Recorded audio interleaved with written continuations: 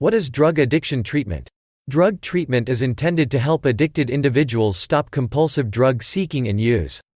Treatment can occur in a variety of settings, take many different forms, and last for different lengths of time. Because drug addiction is typically a chronic disorder characterized by occasional relapses, a short-term, one-time treatment is usually not sufficient. For many, treatment is a long-term process that involves multiple interventions and regular monitoring. There are a variety of evidence-based approaches to treating addiction. Drug treatment can include behavioral therapy, such as cognitive behavioral therapy or contingency management, medications, or their combination. The specific type of treatment or combination of treatments will vary depending on the patient's individual needs and, often, on the types of drugs they use.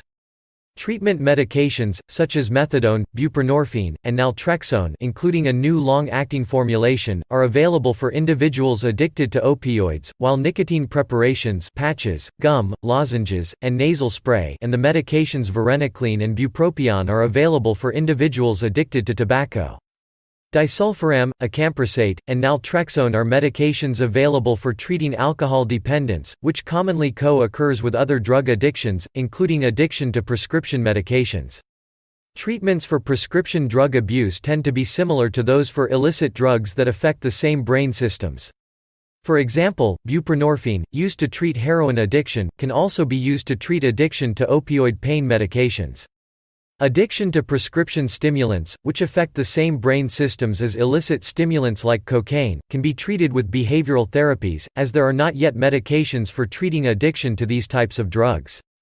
Behavioral therapies can help motivate people to participate in drug treatment, offer strategies for coping with drug cravings, teach ways to avoid drugs and prevent relapse, and help individuals deal with relapse if it occurs. Behavioral therapies can also help people improve communication, relationship, and parenting skills, as well as family dynamics. Many treatment programs employ both individual and group therapies.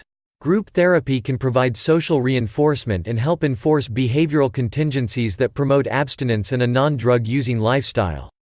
Some of the more established behavioral treatments, such as contingency management and cognitive behavioral therapy, are also being adapted for group settings to improve efficiency and cost-effectiveness. However, particularly in adolescence, there can also be a danger of unintended harmful or iatrogenic effects of group treatment. Sometimes group members, especially groups of highly delinquent youth, can reinforce drug use and thereby derail the purpose of the therapy. Thus, trained counselors should be aware of and monitor for such effects. Because they work on different aspects of addiction, combinations of behavioral therapies and medications, when available, generally appear to be more effective than either approach used alone.